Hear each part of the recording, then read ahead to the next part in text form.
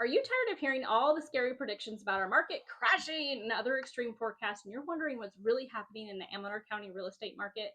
Well, you're in luck because I'm here to cut through the noise and give you the essential stats, what you need to know whether you're buying, selling, or just keeping track of home values.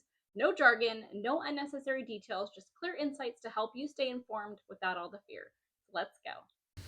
All right, first, let's talk about the current number of properties on the market. Understanding the homes currently on the market is important because it reveals the balance between the supply and demand, influencing everything from pricing strategies to broader market trends that affect both buyers and sellers. So in February in Amador County, there were 183 homes for sale. That's up slightly from 182 homes that were for sale this time last month. 31 homes went under contract or pending, which is down from 42 homes that went pending this time last month. And then 38 homes sold, which is actually up from 22 homes that sold this time last month. Next, let's talk about what type of market we're in. Are buyers calling the shots or do sellers have the upper hand? It all comes down to supply and demand, just like we talked about earlier. One of the best ways to measure this is by looking at months of inventory. And this just tells us how long it would take for all the homes currently on the market to sell based on how quickly they were selling this month. More than 6 months, that's a buyer's market. Homes are sitting longer, buyers have more choices, and there's more room for negotiation. Less than 3 months, that's a seller's market. Homes are in high demand, selling fast, and sellers have the advantage. Now, between 3 to 6 months, that's a neutral market. That's a balanced playing field where neither buyer or seller have the upper hand.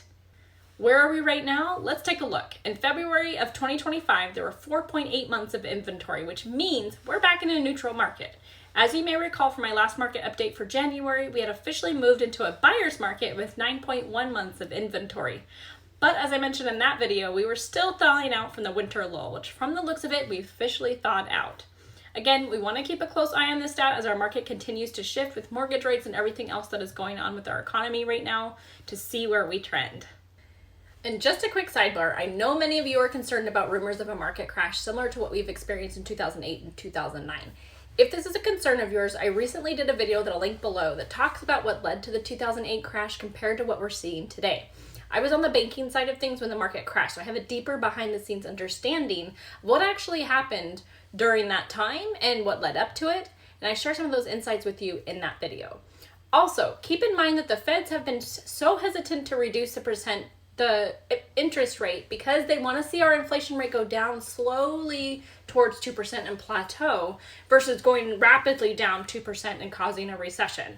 But just keep in mind, even if we did go into a recession, that does not necessarily mean that our market will crash. We just have a really bad example from recent history that when we did go into a big recession, our market did crash. So if you're thinking about it like this and you're stressing yourself out, just remember, take a breath.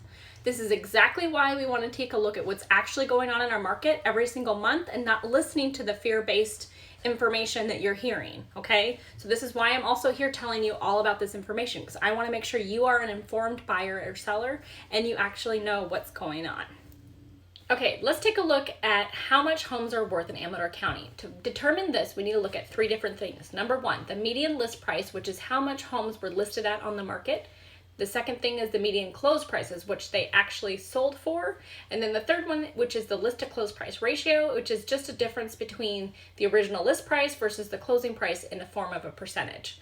So for the month of February, the median list price was $550,000, which is the same that it was last month, but it is up from $499,000 this time last year. The median close price was $445,000, which is up from $437,000 this time last month, and it is also up from $400,000 that it was this time last year. Now, the list to close price ratio was 92%, which means sellers were willing to come down by 8% from their original list price. Now, looking at all of these stats, home prices are still continuing to increase in Amador County year over year. Now, let's take a look at the average days on market to see how long it's taking for homes to sell. In Amador County, the average days on market was 73 days, which is up from 59 days on market this time last month, and it is also up from 57 days on market this time last year. So if you are thinking about selling your home, this just means that it might take a little bit more time for you to sell. And if you are thinking about buying a home, this means that you may have more time to consider your options. Lastly, let's take a look at mortgage rates to see how much it will cost you to borrow money to purchase your home. According to Freddie Mac's historical data, in February of 2025, mortgage rates on the 30-year fixed mortgage averaged about 6.84%. That is down from January that averaged about 6.96%. So yes, rates are going down, but not as quickly as we'd like. But don't let that discourage you if you're ready to buy a home. You have several options to get the best rate possible, including the type of mortgage loan you choose and other important factors. But if you find that the current rates are making it tough to qualify, focus on what you can control. That includes paying down any high interest debt that you have to bring down your debt to income ratio, improving your credit score, and also saving more for your down payment funds. These can all significantly help when it comes to qualifying for the best rate possible. And don't overlook the variety of first-time homebuyer programs that may be available to you if you qualify. They may just be the boost you need to get you into your new home. Now, with these market stats, don't forget that they're just a snapshot in time. Our real estate market is just like an airport where planes are coming in for a landing and taking off constantly, just like homes are going on the market, going pending, and getting sold constantly. It's important to understand market trends, but it's equally important to not take them as facts.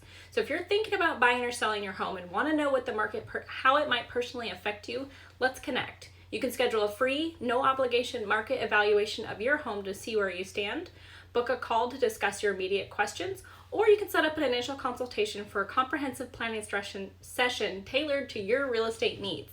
I always recommend getting in touch at least 3 to 6 months or so before you're ready to make a move, so we have plenty of time to develop a strategy that truly aligns with your goals. However, if you do need to act quickly, we can still devise and implement a tailored strategy effectively, ensuring you're well prepared in a shorter time frame.